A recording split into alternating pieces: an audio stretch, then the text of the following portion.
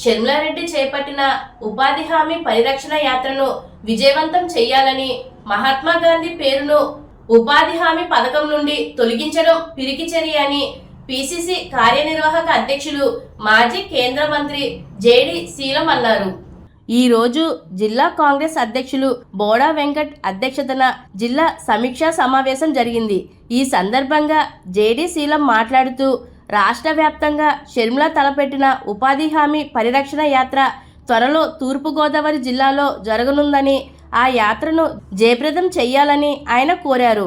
జిల్లాలో ఉదయం రచ్చబండ, మధ్యాహ్నం బహిరంగ సభ నిర్వహించనున్నట్లు తెలిపారు. మాజీ శాసనసభ్యులు ఉన్నమట్ల ఎలిజా మాట్లాడుతూ, షర్మిల యాత్రకు ప్రజలు బ్రహ్మరథం పడుతున్నారని, దేశ రాష్ట్ర భవిష్యత్ కాంగ్రెస్తోనే సాధ్యమని, రాహుల్ గాంధీని ప్రధాని చేసే దిశగా కార్యకర్తలు కృషి చేయాలని అన్నారు.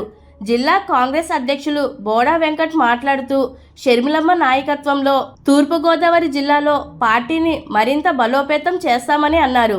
ఈ కార్యక్రమంలో పిసిసి ప్రధాన కార్యదర్శి అరిగెల అరుణకుమారి, మాజీ ప్రధాన కార్యదర్శి జ్యేష్ఠ సతీష్ బాబు, జిల్లా ప్రధాన కార్యదర్శి ఆర్గనైజేషన్ పట్నాల శ్రీనివాస్, ఉపాధి హామీ పరిరక్షణ యాత్ర అర్బన్ కోఆర్డినేటర్ ముండ్రు పెద్దబాబు, విల్లూరి రమేష్, కాటం రవి, ఐల శేషగిరి, చామర్తి లీలావతి, చింతాడ వెంకటేశ్వరరావు, పిట్టా రామారావు, కౌలూరి రతన్ రాజు, జొన్నకూటి రవి, తారకేష్, బొనిగే రాంబాబు, ప్రభాకర్ చౌదరి, కాటం రామకృష్ణ, ఐ సత్యనారాయణ తదితరులు పాల్గొన్నారు.